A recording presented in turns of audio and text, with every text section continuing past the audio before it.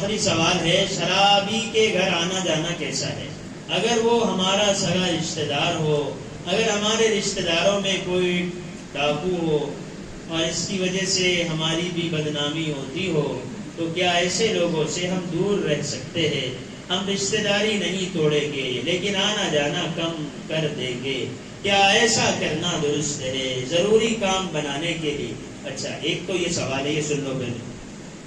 اگر کوئی ہمارا رشتہ دار شرابی ہے، ڈاکو ہے، گناہگار ہے، تو ٹھیک ہے، آپ جو ہے ان سے ملنا جلنا اور آنا جانا کم کر سکتے ہیں، لیکن ان شرابی کو شراب سے نکالنے کی کوشش بھی کرنا چاہیے۔ اگر وہ ڈاکو ہے تو اس سے اس برے کام کو چھڑانے کی کوشش بھی کرنی چاہیے، اور اگر اس کی ہمارے نہیں جانے سے، ہمارے نہیں ملنے سے اصلاح ہونے کا اور اس کی تربیت ہونے کا اور اس کے برے کام کے چھوڑنے کا ہمیں یقین ہو، تو پھر ایسے لوگوں سے اپنے تعلقات کو کم کرنا چاہیے تاکہ وہ اپنے برے کام کو چھوڑ دے۔ اتنی بات سمجھ میں آ گئی؟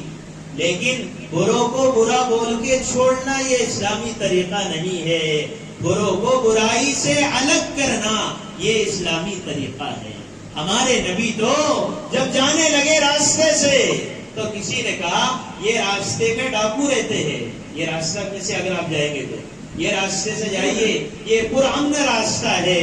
تو اللہ کے نبی نے فرمایا میں ان راستے سے جاؤں گا، میں اس راستے سے جاؤں گا جس راستے میں ڈاکو رہتے ہیں۔ جب آپ گزرنے لگے تو راستے میں ڈاکو مل گئے۔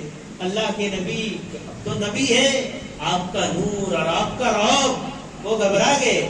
آپ نے پوچھا من انتم، تم کون ہو؟ وہ کہنے لگے مہانان، گھٹیا لوگ ہیں، لوگ ہمیں ڈاکو سمجھتے، ذلیل سمجھتے، لٹیرے سمجھتے۔ آپ نے فرمایا نہیں نہیں، بل انتم مکرمان، ارے تم تو بہت عزت والے ہو۔ تمہیں کس نے کہہ دیا تم گھٹیا ہو؟ تم گھٹیا نہیں ہو، تم بیکار نہیں ہو۔ میرے نبی کے یہ جملے ان کے دل میں ایسے لگے کہ دونوں کے دونوں صحابی بن گئے۔ سمجھ میں آئی بات؟ تو بروں کو برا بول کے چھوڑنا نہیں ہے۔